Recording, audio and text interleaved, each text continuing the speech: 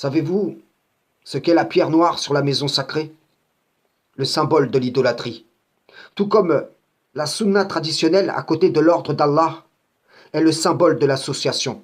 Il fut dit à Abraham, lorsqu'Allah lui eut indiqué le lieu de la maison, ne m'associe rien et purifie ma maison pour ceux qui tournent autour, pour ceux qui s'y tiennent debout et pour ceux qui s'y inclinent et se prosternent.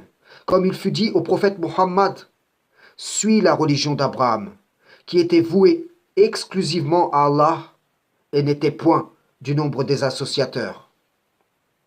Il y a manifestement un fossé immense entre ce que vous prétendez et votre position, votre condition réelle.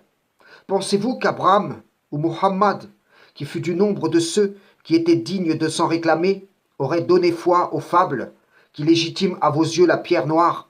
Moi je vous dis qu'ils observeraient Lévitique 26, verset 1. Ne vous fabriquez pas de faux dieux, n'élevez pas d'idoles ou de pierres dressées, ne placez pas dans votre pays de pierres ornées pour les adorer.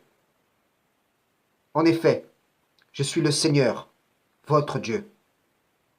Cette pierre, pour ne citer qu'elle, corrompt le lieu saint, comme la tradition humaine corrompt le culte pur. Et les gens du livre se disent à cause de vous, les gens du Coran adorent une idole. D'autres encore qui acceptent une partie du Coran disent, je ne puis me tourner vers un lieu d'idolâtrie. Vous ne vous rendez pas compte que par vos croyances, vous obstruez le chemin de la maison sacrée aux gens, qui, eux, se référant à ce que vous dites, se positionnent de manière à manquer à un devoir envers Allah.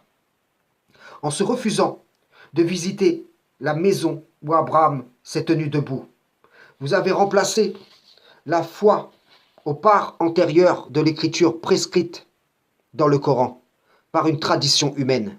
Vous avez inventé un credo, Coran wa Sunna, opposé au credo du prophète Mohammed qui a dit « Je crois en tout livre qu'Allah a fait descendre ».